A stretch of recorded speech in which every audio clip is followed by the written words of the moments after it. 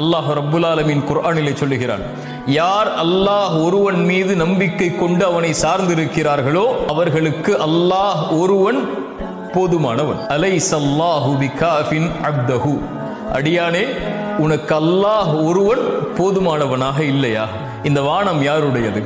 இந்த பூமி யாருடையது? இந்த சூரியன் யாருடையது? இந்த அண்ட சராசரங்கள் யாருடையது? உன் செல்வம் யாருடையது? உன் சுகம் யாருடையது? உன் மூச்சு யாருடையது? உன் இதயத்தில் ஓடக்கூடிய இதய துடிப்பிற்கு யார் சொந்தக்காரன்? வமா பிக்கும் மின் நிஅமத்தின் ஃபமினல்லாஹ், இந்த உலகம் அனைத்தும் அல்லாஹ்வுடைய அருளை கொண்டு இயங்கக்கூடியது. அவன் உங்களுக்கு போதுமானவனாக இல்லையா? படைப்புகளை சார்ந்திருக்கிறீர்கள், படைத்தவனை சாராமல் நோயால் சிரமப்படுகிறீர்களா? கஷ்டத்தால் கடனால் சிரமப்படுகிறீர்களா? செல்வத்தால் சோதிக்கப்படுகிறீர்களா?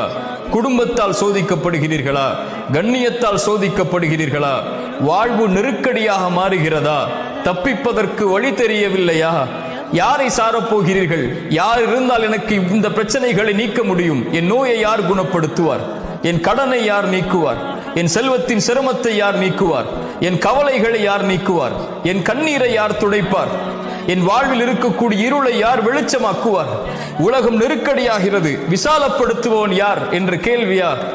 அலைஸல்லாஹு பிகாஃபின் அப்தா, அடியானே உனக்கு நான் ஒருவன் போதுமானவனாக இல்லையா?